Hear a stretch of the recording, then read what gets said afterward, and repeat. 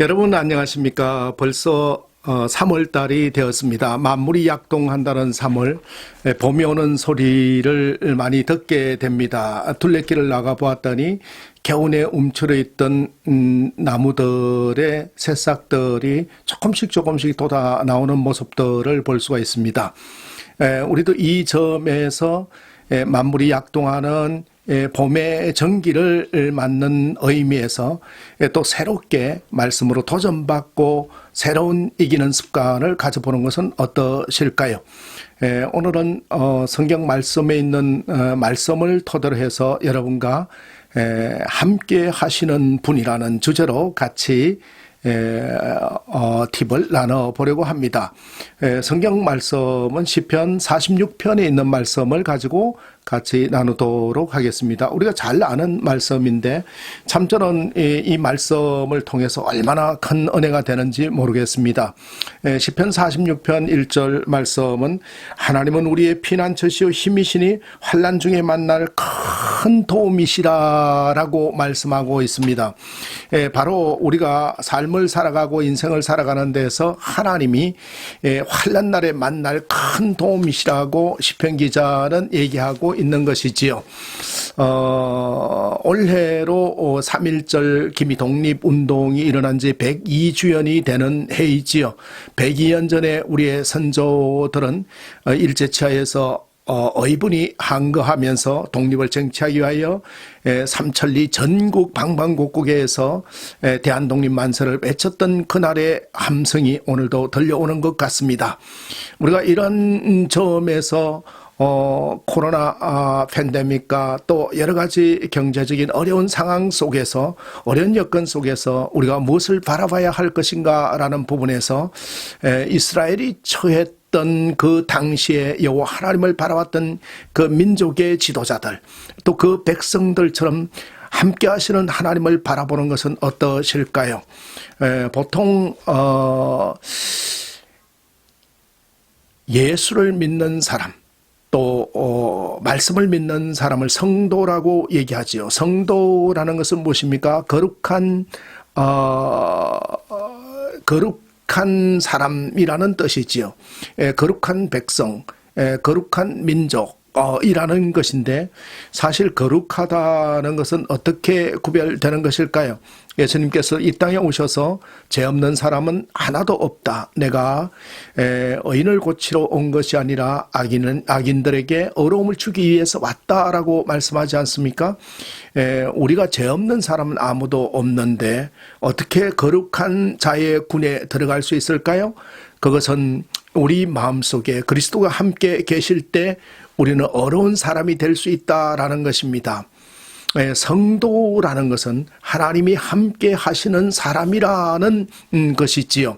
하나님이 함께 하실 때 우리는 승리할 수 있는 것인데 오늘 시편 46편 7절과 11절에도 두 번씩이나 말씀하고 있습니다. 만군의 여호와께서 우리와 함께 하시는 것이라.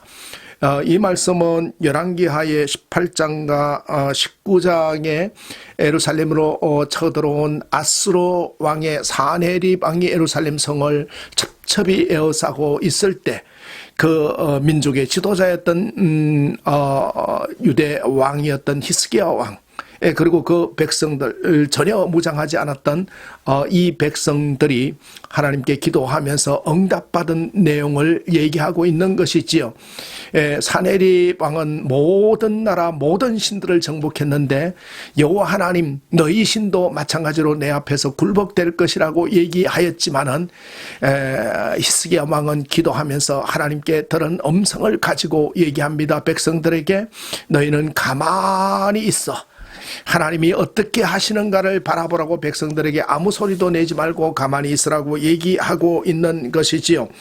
네, 그래서 이사야 선지자가 히스기야 왕에게 전달했던 말씀처럼 열왕기하 19장 6절 7절에 있는 말씀처럼 나를 모욕하는 말 때문에 두려워하지 말라. 내가 그 한 영을 그 속에 두어 그로 소문을 듣고 그의 본국으로 돌아가서 칼에 죽게 하리라 라고 말씀하면서 네, 그렇게 얘기하면서 오늘 10절에도 말씀했듯이 너희는 가만히 있어 내가 하나님됨을 알지어다 라고 얘기하고 있습니다.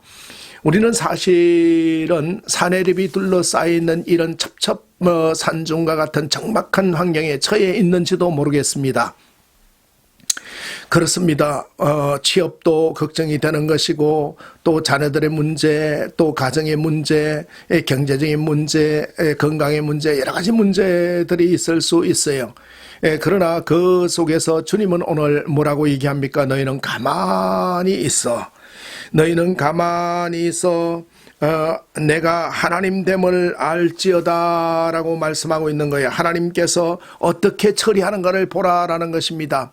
세상의 소리에 사내립이 둘러싼 아수르 군대의 그 함성 소리와 내 장비로 가지고 둘러싸여 있는 그 소리에 귀를 기울이는 것이 아니라 가만히 있어서 하나님께서 어떻게 하시는가를 잠잠히 보라라는 것입니다. 아침이 오기를 기다리는 이스라엘 백성들에게 하나님은 그 사내립을 무찔러서 그 사내립이 결국은 스스로 파괴되는 모습을 통해서 이스라엘에게 큰 승리를 이끌어 주는 걸 볼 수가 있어요. 그래서 열왕기하 19장 37절에 그들이 뭐라고 했습니까? 도망갈 때에 결과적으로는 사내립 왕은 니느웨로 도망가서 신전에 들어가서 니스록 신에게 경배할 때 한 사람이 칼로 쳐 죽겠다 했습니다. 하나님이 함께 하시는 예루살렘을 대적하는 아수르를 멸망하게 했다라는 것이에요. 오늘 성도에게 대적하는 자들을 하나님께서는 망하게 하신다라는 거예요. 할렐루야. 어떻게 하신다는 겁니까? 하나님을 대적하는 자들에게 하나님은 그들을 망하게 하신다라는 것입니다. 오늘 본문 8절 9절 시편 46편 8절 9절에 보면 와서 여호와의 행적을 볼지어다 그가 땅을 항무지로 만드셨도다. 네, 여러분 우리는 인간인지라 무슨 일이 터지면 당황한 나머지 인간적인 수단을 강구할 때가 많이 있습니다. 그러나 그러면 그럴수록 문제는 꼬이고 해법이 되지 못하는 경우가 많이 있습니다. 세상의 시끄러운 소리에 귀 기울일 것이 아니라 우리는 잠잠히 있어서 하나님께서 내게 주시는 그 은혜를 바라보고 하나님의 은혜를 기다리고 하나님의 역사를 기대해야 된다라는 것입니다. 시편 46편을 통해서 우리는 세 가지 통찰을 얻게 되는 것이에요. 그 한 가지는 무엇입니까? 문제없는 사람은 없다라는 것입니다. 오늘 본문 말씀 2절 3절 시편 46편 2절 3절을 한번 보면은요.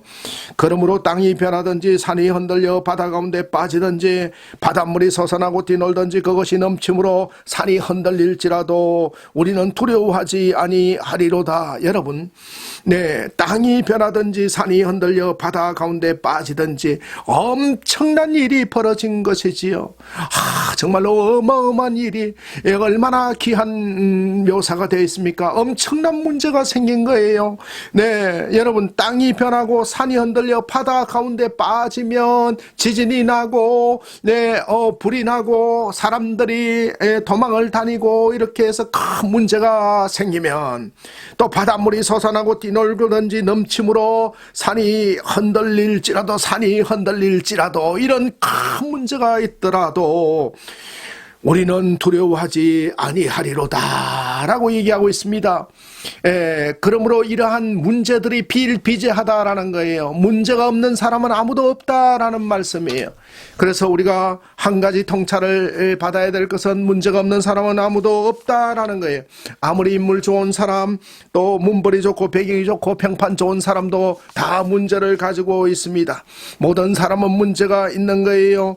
그러나 진짜 문제는 이 문제가 아니에요. 대부분 사람들의 가지고 있는 문제는 부질없는 문제거리로 우리는 고민합니다. 문제가 없는 사람은 없어요. 이 땅에서 문제가 없는 것은 공동묘지밖에 없다라고 하지 않습니까? 근데 진짜 문제를 모르고 다른 걸 문제라고 생각하는 게 많다라는 거예요. 진짜 문제는 뭐예요? 우리 안에 그리스도가 있느냐 없느냐라는 거예요. 할렐루야. 우리 속에 그리스도가 있느냐 없느냐.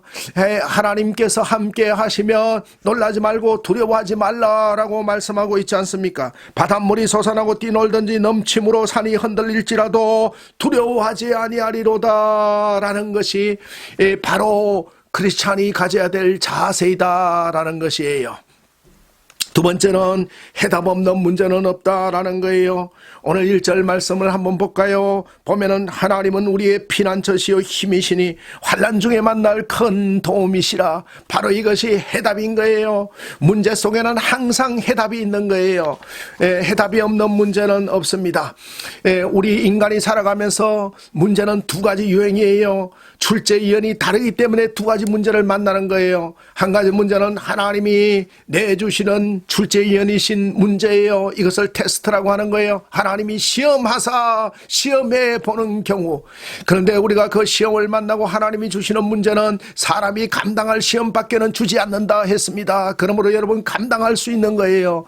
또 출제 이연이 누구예요? 사단이에요. 네, 마귀가 출제 이연이 되는 거예요. 사단이 출제하는 것은 뭐예요? 템프테이션이라고 얘기를 하는데 바로 사단은 절망과 좌절과 망함이고 파괴고 파멸인 거예요.